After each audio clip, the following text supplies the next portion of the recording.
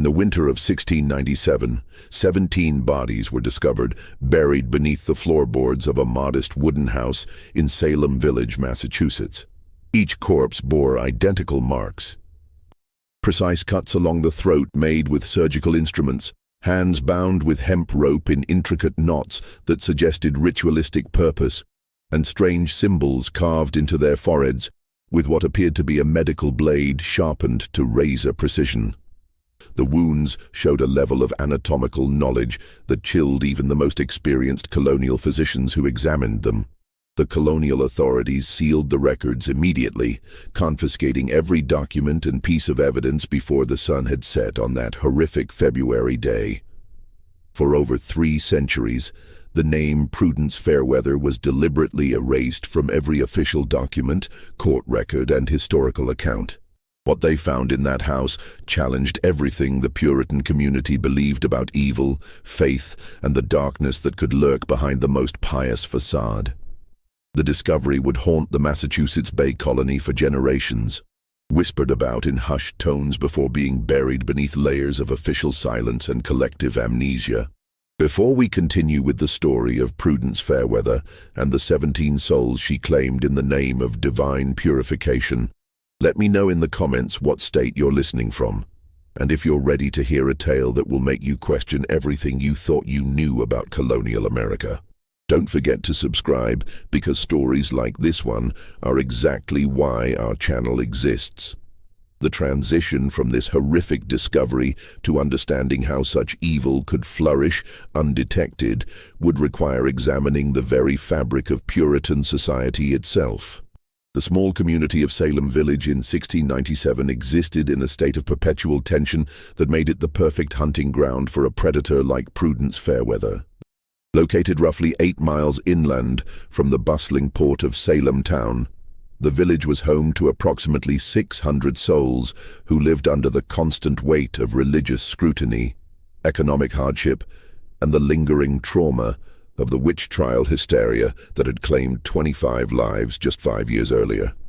The physical landscape of Salem Village reflected the harsh realities of colonial life in New England.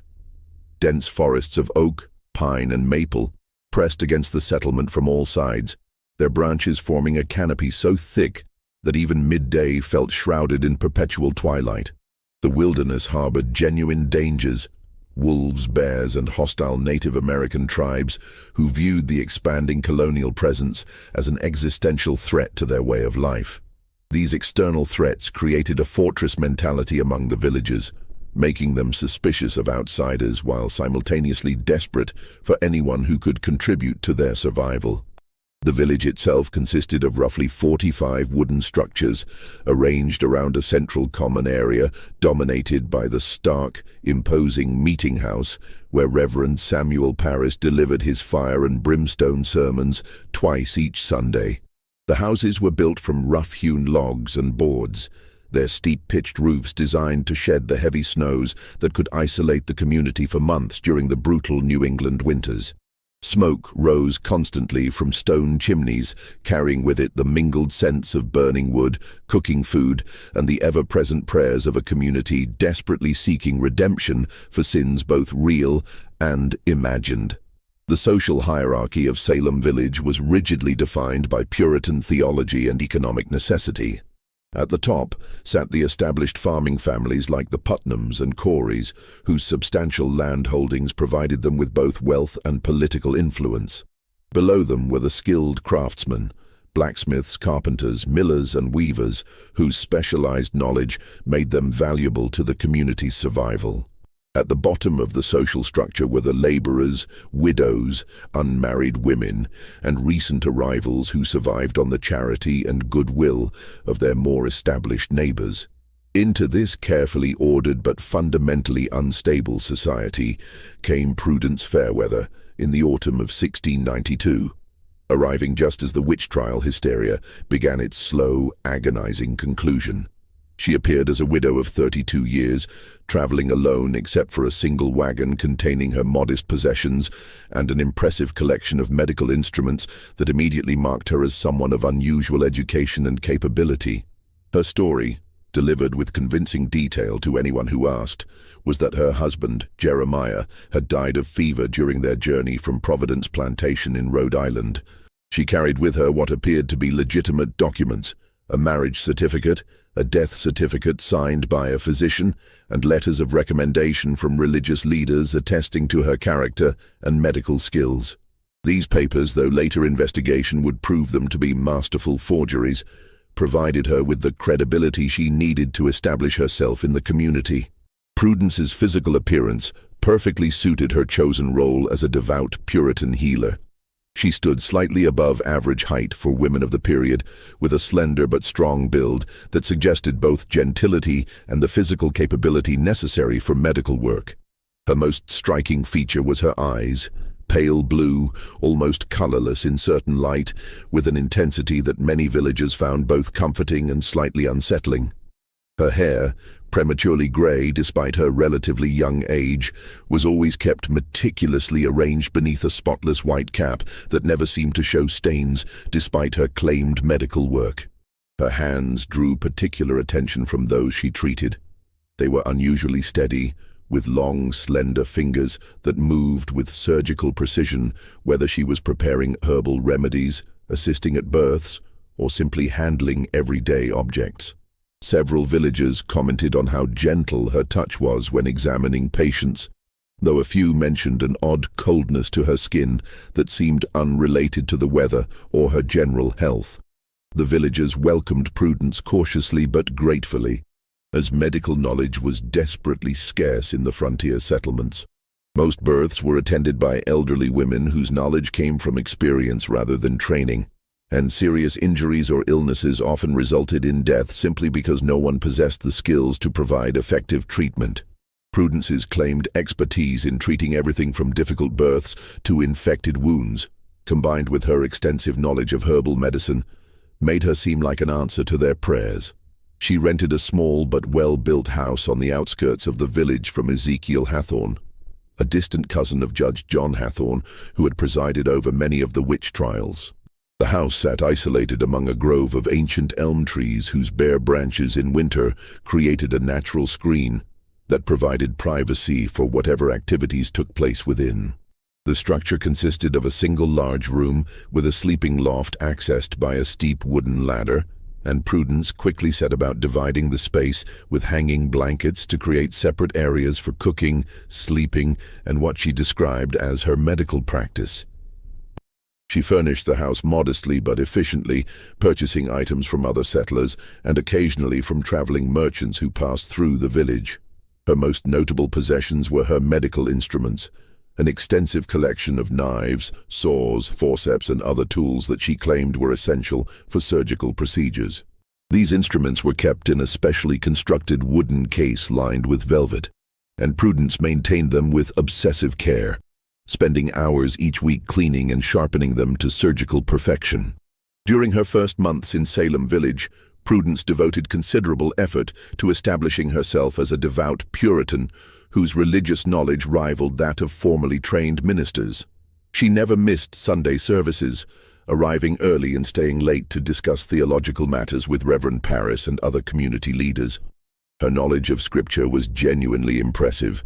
She could recite entire chapters from memory and possessed an encyclopedic understanding of Puritan doctrine that she had clearly studied extensively before her arrival. More importantly, she demonstrated an intuitive understanding of the psychological and spiritual needs of a community still reeling from the witch trial trauma. She spoke eloquently about the dangers of false accusations, the importance of forgiveness, and the need for healing in the aftermath of tragedy. Her words seemed to offer exactly the kind of spiritual guidance the villagers desperately needed, positioning her as a voice of reason and compassion in a community torn apart by suspicion and guilt. The first disappearance occurred on February 14, 1693, during one of the harshest winter storms in living memory. Margaret Keniston, a 45-year-old widow known throughout Salem Village for her punctuality and unwavering religious devotion, failed to return from evening prayers at the meeting house. Margaret had lost her husband Robert to a wolf attack the previous summer, and had since thrown herself into religious activities with an intensity that concerned even her closest friends. The circumstances of Margaret's disappearance were particularly troubling because of her predictable routines and cautious nature. She lived alone in a small cottage near the village centre and followed the same schedule every day: morning prayers at home, afternoon work in her garden or with her spinning wheel, and evening services at the meeting house. She was known for leaving the meeting house promptly after services ended, walking directly home along the well-travelled path that connected the religious centre to the residential areas. When Margaret failed to appear for morning prayers the following day, her neighbour Elizabeth Proctor became concerned enough to check on her welfare. She found Margaret's cottage cold and empty, with no signs that anyone had been there since the previous afternoon. The fire in the hearth had burned down to cold ashes. Margaret's evening meal sat untouched on the table, and her bed showed no evidence of being slept in. The search for Margaret began immediately, led by some of the village's most experienced woodsmen. They followed her usual route from the meeting house to her cottage, looking for any signs of what might have happened to her. The heavy snow that had fallen during the night made tracking difficult, but they found evidence that someone had indeed walked along the path the previous evening. However, the tracks seemed to end abruptly near a grove of pine trees roughly halfway between the meeting house and Margaret's home. Most puzzling was the discovery of Margaret's prayer book lying open in the snow beneath one of the pine trees. The book was positioned carefully, as if someone had placed it there deliberately rather than dropping it accidentally. The pages were open to Psalm 23, "The Lord is my shepherd," and despite being exposed to the storm all night, the book showed remarkably little damage from the wind and snow. Prudence Fairweather was among the most vocal and dedicated participants in the search for Margaret. She spent hours walking through the frozen forest, calling Margaret's name with such genuine desperation that many villagers commented on her Christian charity and compassion. She organized prayer vigils, prepared hot soup for the search parties, and offered to examine any evidence that might provide clues about Margaret's fate. "Sister Margaret is surely in God's hands now," Prudence would say to anyone who would listen, her voice breaking with what appeared to be sincere emotion. "We must pray that her soul finds peace, whether in this world or the next." Sometimes the Lord calls his most faithful servants home in ways that seem mysterious to our mortal understanding. Her theological interpretation of Margaret's disappearance resonated with many villagers who were struggling to make sense of the tragedy. The concept that God might have called Margaret to some higher purpose provided a framework for understanding her vanishing that didn't require them to confront the possibility of more earthly dangers lurking in their community. 3 weeks after Margaret's disappearance, on March 8, 1693, Thomas Bridgman vanished under similarly mysterious circumstances. Thomas was a skilled carpenter of 22 years who had been working to repair storm damage at a farm in the nearby hamlet of Topsfield. He was known for his reliability and had established a routine of traveling to Topsfield early in the morning and returning to Salem village before sunset to avoid traveling the forest paths in darkness. On the day of his disappearance, Thomas had completed his work earlier than expected and began his journey home in mid-afternoon, giving him plenty of daylight for the 3-mile walk through the forest. When he failed to arrive home by sunset, his mother Sarah became worried enough to alert the village constables. A search party departed immediately, following the well-known path between Salem village and Topsfield. They found Thomas's tools scattered along the forest path, approximately 1 mile from Salem village, but there were no signs of struggle or violence. His carpenter's bag had been opened, and its contents spread across a wide area, as if someone had been searching through his possessions. Most of his tools were present, but several of the smaller, more valuable items, including a set of precision chisels his father had given him, were missing.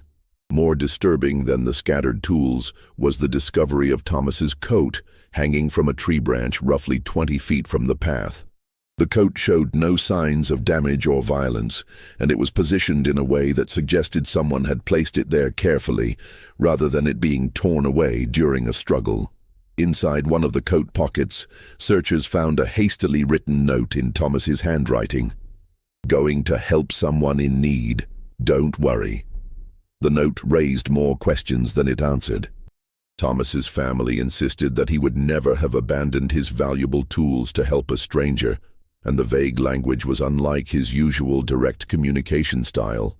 Moreover, no one in the area had reported needing assistance, and there were no other travelers on the forest path that day who might have requested Thomas's help. Once again, Prudence Fairweather emerged as one of the most dedicated participants in the search efforts. She comforted Thomas's grieving mother with remarkable skill, sitting with her through long nights of prayer and preparing special herbal teas that seemed to ease Sarah's emotional distress. She also organized a systematic search of the forest that impressed the village constables with its thoroughness and strategic thinking. "The Lord works in mysterious ways," Prudence would whisper while holding Sarah's trembling hands. Perhaps Thomas was called to serve a higher purpose that we cannot yet understand. We must trust in divine providence and pray that he is safe in God's care. Her ability to provide spiritual comfort during such a traumatic time further cemented her reputation as an exceptionally devout and compassionate member of the community. Many villagers began to see her as their unofficial spiritual counselor, someone who could help them navigate the theological implications of tragedy and loss. By the summer of 1693, 5 more villagers had disappeared under similarly mysterious circumstances, each vanishing following the same disturbing pattern that was becoming increasingly difficult to dismiss as coincidence. Rebecca Noyes, a young mother of 3 children, disappeared while walking to visit her sister in a neighboring settlement. Her body was never found, but her silver locket, a family heirloom she never removed, was discovered hanging from a tree branch miles from her intended route. Samuel Noyes, Rebecca's elderly father-in-law and a respected elder in the church, vanished while checking on his livestock during a summer evening. His family found the barn doors open and several animals missing, but there were no signs of theft or violence. Samuel's walking stick was found in the forest, carved with strange symbols that no one in the village could identify or explain. Jonathan Prescott, the village blacksmith whose skills were essential to the community's survival, disappeared while traveling to Salem town to purchase iron and other supplies for his forge. His horse returned to the village riderless, carrying a message supposedly written by Jonathan, stating that he had decided to seek his fortune in Boston and would not be returning. The handwriting appeared to be his, but the language and phrasing were completely unlike his usual direct manner of speaking. Mary Corey, a skilled seamstress known throughout the region for her beautiful embroidery work, vanished while gathering berries in the forest behind her family's farm. Her berry basket was found empty, positioned carefully on a fallen log, as if someone had placed it there as a marker. Nearby, searchers discovered several pieces of her embroidery work hanging from tree branches, creating an eerie display that seemed to have been arranged deliberately. Elizabeth Ward, a girl of merely 16 who helped her family operate a small grist mill, disappeared while delivering flour to a customer in a neighboring village. Her horse and cart were found abandoned at a crossroads, with the flour bags neatly stacked beside the path. A note pinned to one of the bags claimed that Elizabeth had decided to join a religious community in Connecticut, but her family insisted she had never expressed any such desire and was too young to make such a decision independently. Each disappearance followed the same disturbing pattern that the remaining villagers were beginning to recognize with growing unease. The missing individuals would vanish while traveling alone or working in isolated areas, leaving behind carefully arranged personal belongings and often a note that seemed inconsistent with their known personality or desires.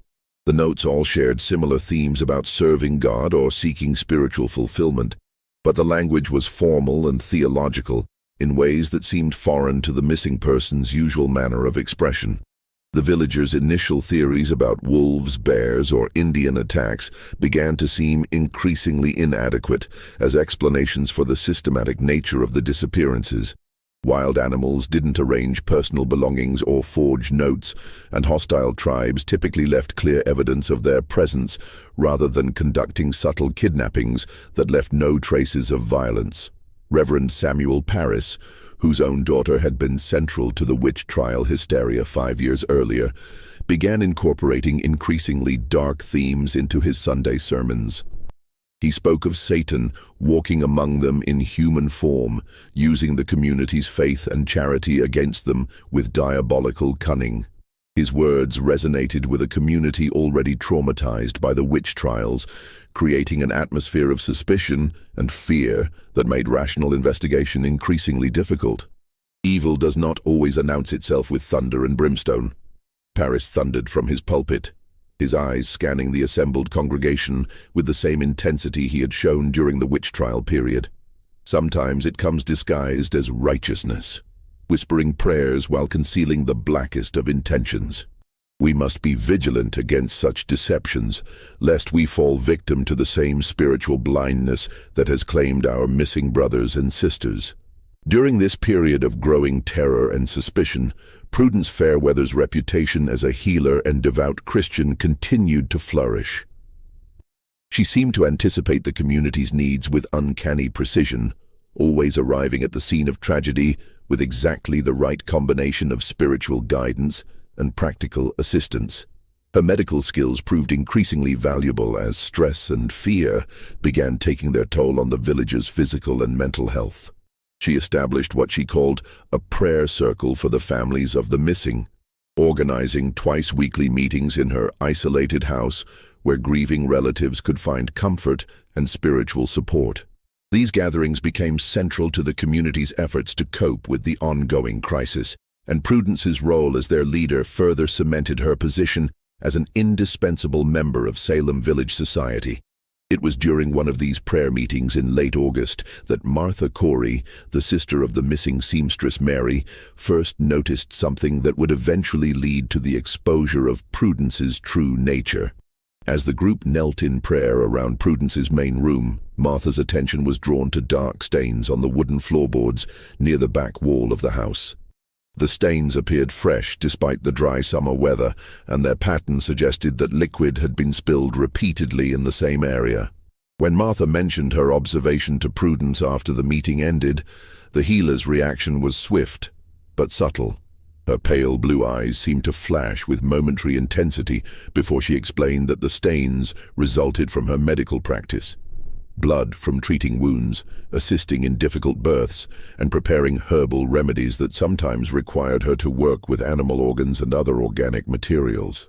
"The work of healing is not always clean, Sister Martha," Prudence said, her voice maintaining its usual gentle tone despite the cold calculation that Martha thought she glimpsed in her expression. "The Lord's mercy sometimes requires us to witness suffering and death before we can deliver salvation. I have seen things in my medical practice that would disturb those without the spiritual strength to understand God's greater purposes." Her explanation was plausible enough to satisfy most listeners, but Martha found herself increasingly troubled by inconsistencies in Prudence's story and behavior that she hadn't noticed before. The woman who claimed to spend her nights delivering babies and treating injuries somehow always appeared fresh and well-rested in the morning. Her medical supplies never seemed to diminish despite her claimed extensive practice, and she possessed financial resources that seemed inconsistent with someone who worked primarily for charitable contributions. As autumn painted the Massachusetts wilderness in shades of crimson and gold that reminded the villagers uncomfortably of blood, the pattern of disappearances began to reveal itself to those brave enough to examine the evidence with methodical precision. Martha Corey, driven by growing suspicions about her sister Mary's fate and haunted by the memory of those dark stains in Prudence's house, started documenting every detail of each vanishing with the careful attention of a natural investigator.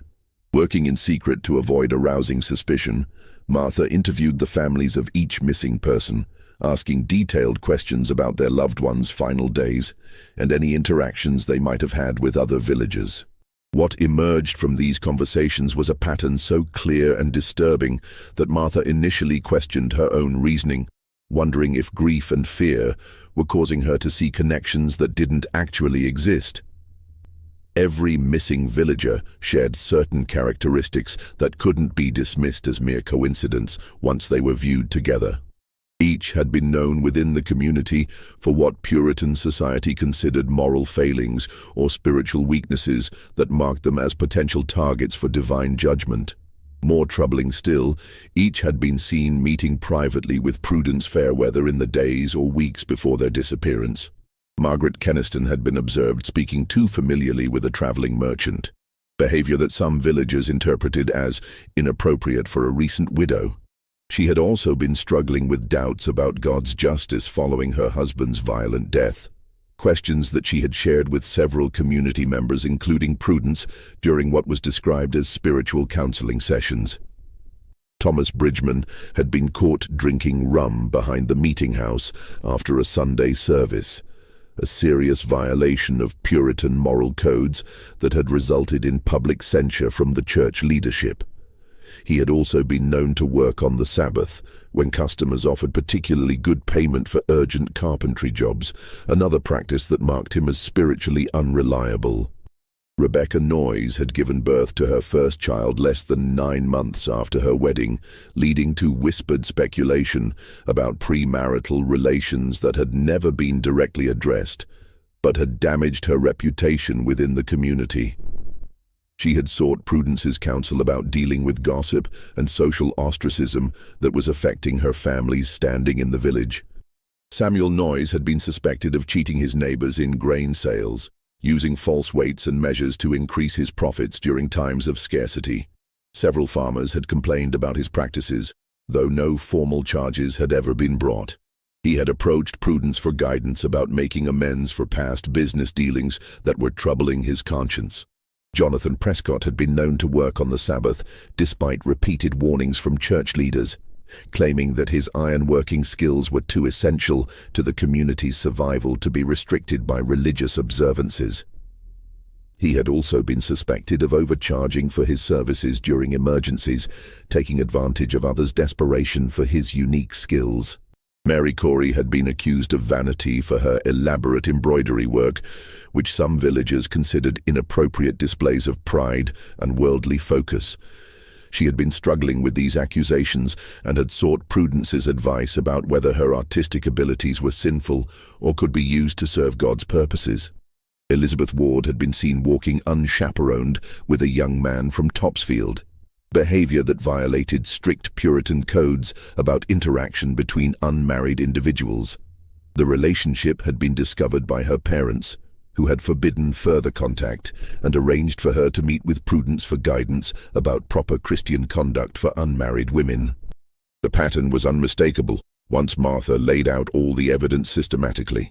Each missing person had committed acts or harbored thoughts that marked them as spiritually compromised according to strict Puritan standards. More significantly, each had turned to Prudence Fairweather for spiritual counseling and guidance about their moral failings, seeking the kind of religious absolution that only a minister would normally be qualified to provide. Martha shared her disturbing discoveries with her husband Giles, a man whose own experiences during the witch trial period had made him acutely sensitive to the dangers of false accusations and mass hysteria. Giles had been pressed to death with heavy stones in 1692 after refusing to confess to witchcraft charges, an experience that had left him physically and emotionally scarred, but also deeply skeptical of supernatural explanations for human behavior. Initially, Giles was reluctant to accept Martha's theories about Prudence's involvement in the disappearances. His traumatic experiences during the witch trials had taught him how easily suspicion could spiral into deadly accusations based on circumstantial evidence and community fears. He understood better than most how innocent people could be destroyed by neighbors who allowed fear and superstition to override rational judgment.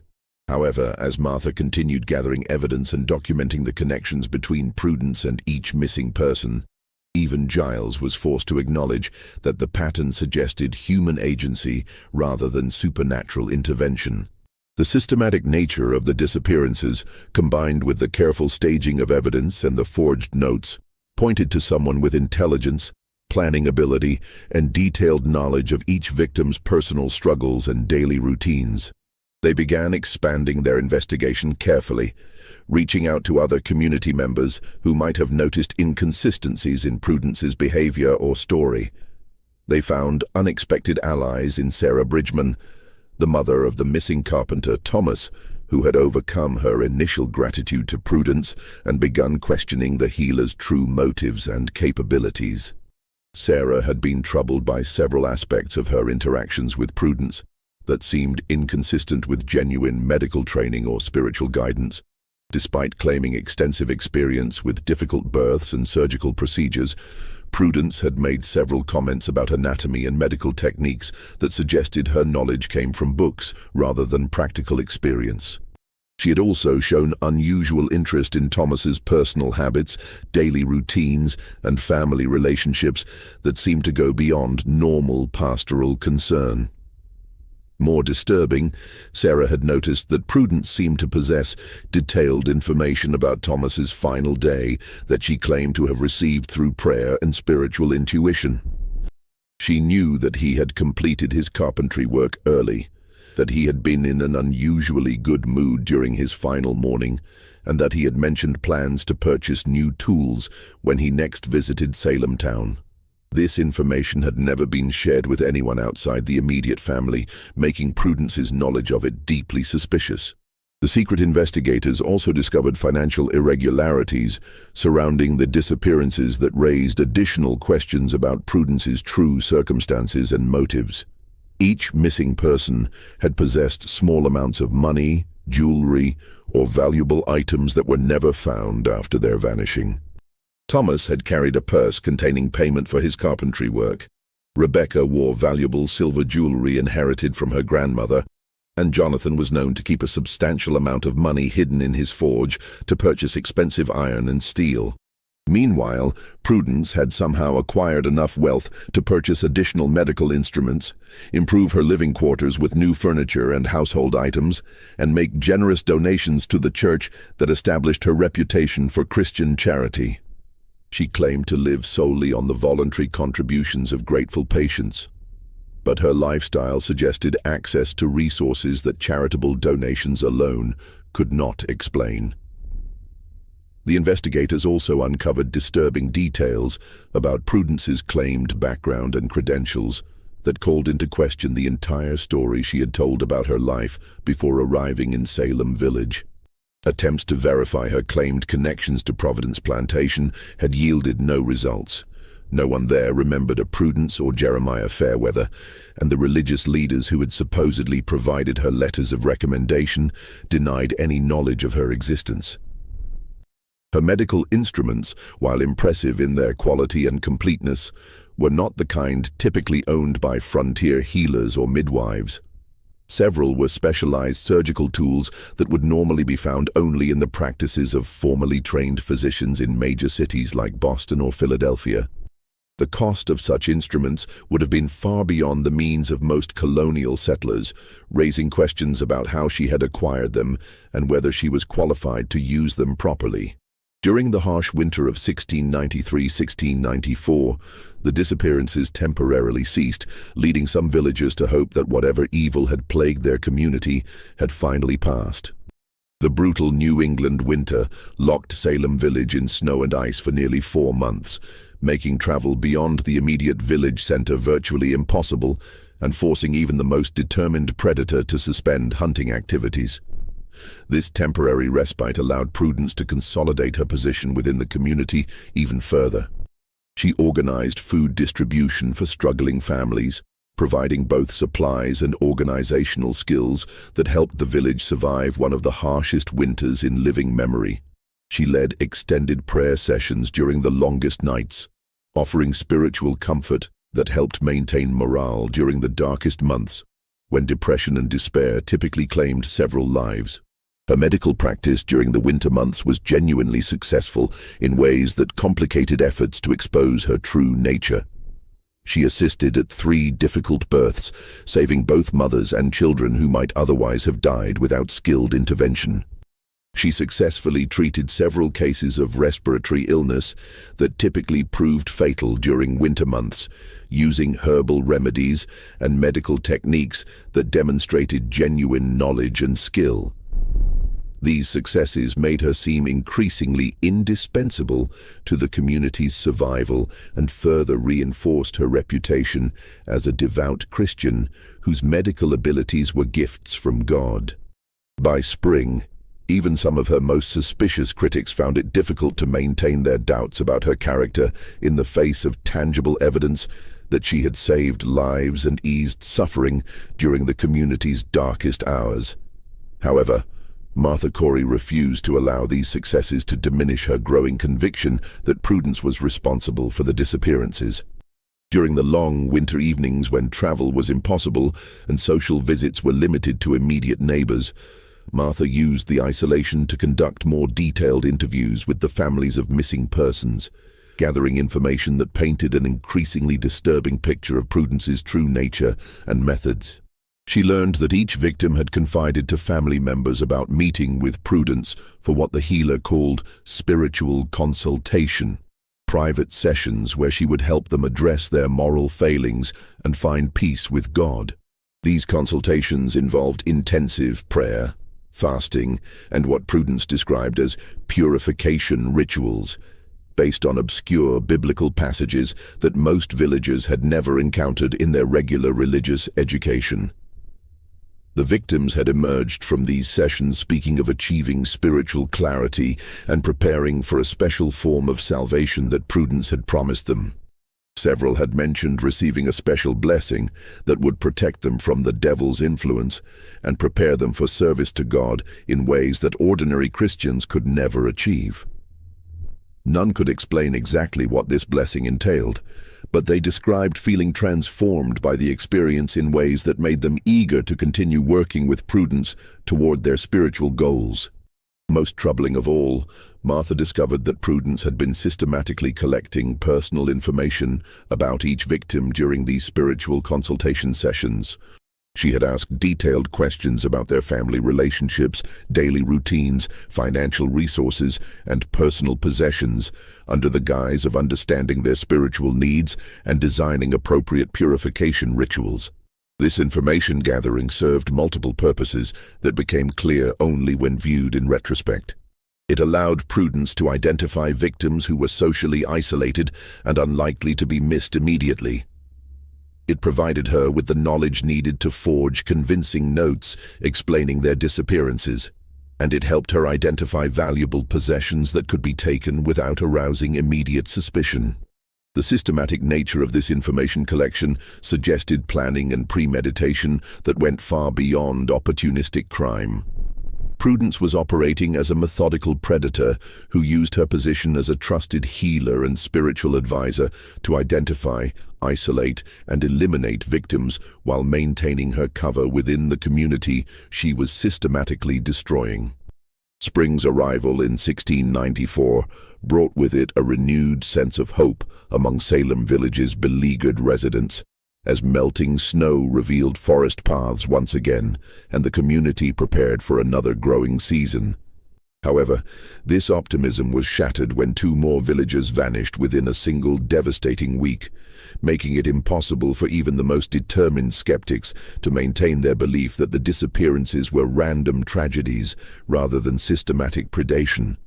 Jacob Putnam, a struggling farmer of 28 who had been falling behind on his debts to more prosperous neighbors, disappeared on April 12th while walking to Salem town to seek employment as a day laborer.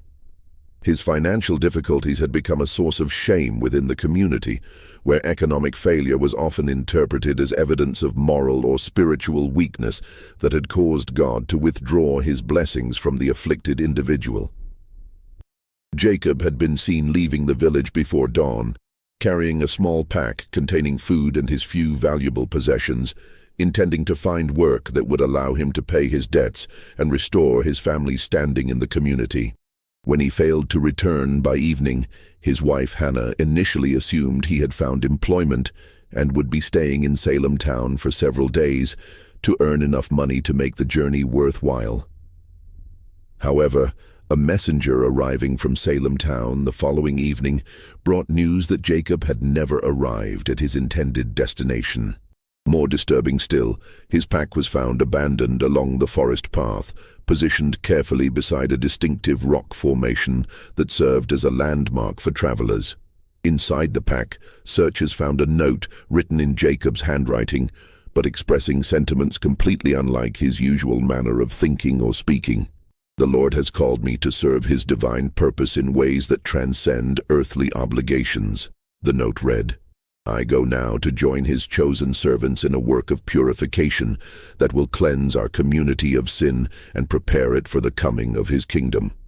Do not mourn my departure, for I have been granted the highest form of salvation. The theological language and concepts expressed in the note were far beyond Jacob's limited education and religious knowledge. Hannah insisted that her husband had never spoken of special salvation or purification work, and his primary concern had been finding practical solutions to their immediate financial problems, rather than pursuing abstract spiritual goals. Just 5 days later, on April 17th, Ruth Willard vanished under circumstances that followed the same disturbing pattern, but added new elements that suggested the predator was becoming bolder and more confident. Ruth was a spinster of 40 who lived alone and supported herself through spinning and weaving work that she sold to other villagers. She had been caught by Reverend Parris reading books other than the Bible, specifically a collection of English poetry that she had inherited from a deceased aunt. The discovery of secular literature in Ruth's possession had created a minor scandal within the strict Puritan community, where any reading material other than religious texts was viewed with deep suspicion as potentially corrupting to spiritual development. Ruth had been forced to undergo public confession and spiritual counseling to address what church leaders considered a serious moral failing that put her soul at risk. Ruth disappeared while walking to the home of a customer who had commissioned a set of bed linens, carrying with her the completed work and expecting to receive payment that would help her survive the upcoming winter. Her body was never found, but the bed linens she had been carrying were discovered folded neatly beside the forest path, arranged with the same careful precision that had characterized previous crime scenes. More disturbing than the arranged evidence was the discovery of a second note, this one supposedly written by Ruth, but expressing ideas and using language that were completely inconsistent with her known personality and beliefs. Like Jacob's note, it spoke of being called to serve God's purposes through purification work and achieving a special form of salvation that transcended normal Christian experience. Both victims had been seen entering Prudence Fairweather's house for spiritual consultation in the weeks before their disappearance, and both had spoken to acquaintances about working with the healer to address their moral failings and achieve spiritual purification. Their families later recalled conversations where the victims had mentioned receiving special guidance from Prudence about serving God in ways that ordinary Christians could never understand. The pattern was becoming so obvious that even the most reluctant villagers began to acknowledge the possibility that human agency rather than divine judgment was responsible for their community's ongoing tragedy. However, directly challenging Prudence seemed impossible given her established reputation and the community's desperate dependence on her medical services. Martha Corey, Giles Corey, and Sarah Bridgman formed a secret alliance to investigate further, meeting in hidden locations to share observations and plan their next moves. They discovered that Prudence had been asking each victim detailed questions about their personal belongings, family connections, and daily routines under the guise of spiritual counseling. During the summer of 1694, Timothy Corey, Martha's teenage nephew, volunteered to work as Prudence's assistant. His reports revealed disturbing details: strange odors from behind curtained areas, muffled sounds beneath the floorboards, and glimpses of a locked chest containing what appeared to be personal belongings of the missing villagers. When Timothy mentioned these observations to Prudence, her gentle demeanor vanished entirely. "There are aspects of God's work that mortal minds cannot comprehend," she hissed. "Those who question divine methods risk eternal damnation." The threat was clear enough that Timothy fled immediately. Armed with Timothy's testimony, the secret investigators faced an impossible dilemma. Prudence had become so integral to Salem Village's survival that challenging her directly would likely result in their own destruction. The community's memories of the witch trials made them deeply suspicious of anyone making accusations based on circumstantial evidence. Moreover, Prudence seemed to anticipate their growing suspicions with supernatural accuracy. She began incorporating warnings into her public prayers about false prophets who would attempt to discredit God's servants through lies and jealousy. 3 more villagers disappeared during this period. Benjamin Nurse, who had spoken critically of Prudence's influence; Abigail Foster, who had refused spiritual consultation; and most shockingly, Deacon Edward Putnam, one of the secret investigators himself. Edward's disappearance was particularly devastating because it eliminated their most credible voice and served as a clear warning to the remaining investigators. He vanished from his own home during the night, leaving behind a note claiming he had been called to join God's chosen servants in purification work. Just when we thought we'd seen it all, the horror in Salem Village intensifies. If this story is giving you chills, share this video with a friend who loves dark mysteries. Hit that like button to support our content, and don't forget to subscribe to never miss stories like this. Let's discover together what happens next. Prudence's behavior became increasingly bold following Edward's disappearance. She conducted group purification rituals that lasted entire nights, with participants emerging in states of religious ecstasy. However, Martha noticed that several attendees subsequently disappeared within weeks, following the same pattern that had claimed individual victims. The breakthrough came on a freezing December night in 1696, when Giles Corey witnessed something that shattered every assumption about human nature. Unable to sleep, he had taken to walking the village streets during the darkest hours before dawn. On this night, he observed a faint light flickering behind Prudence's curtained windows. Through a gap in the wooden shutters, Giles saw Prudence standing in a circle of candles, methodically cutting strips of flesh from a human body on her medical table.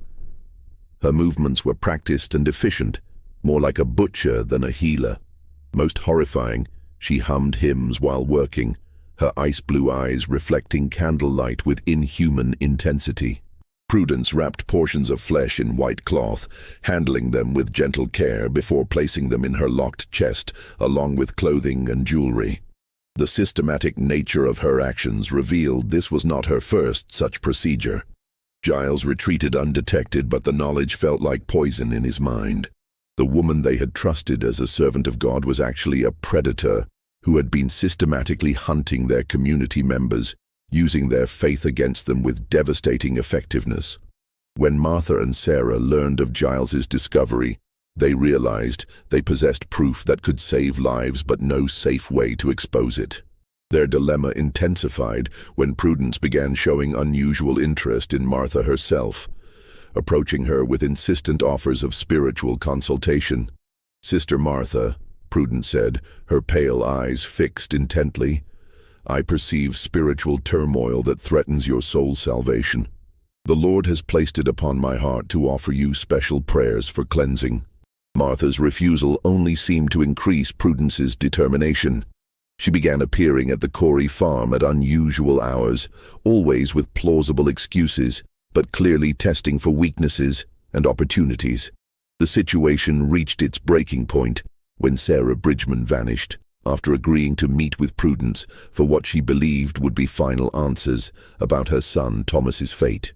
Her disappearance was the catalyst that drove Martha and Giles to take desperate action. During a severe February blizzard that trapped everyone indoors, Martha and Giles broke into Prudence's house while she attended a birth at the Willard farm. What they discovered beneath the floorboards exceeded their worst fears. 17 bodies in various stages of decomposition, arranged in shallow graves with identical marks, precise throat cuts, bound hands, and strange symbols carved into foreheads. The systematic arrangement suggested ongoing ritualistic purposes, with evidence that some victims had been kept alive for extended periods before death. Prudence's locked chest contained an inventory of trophies, labeled locks of hair, blood-stained clothing, and detailed notes describing each victim's final moments with clinical satisfaction. One entry described Sarah Bridgman's recent death.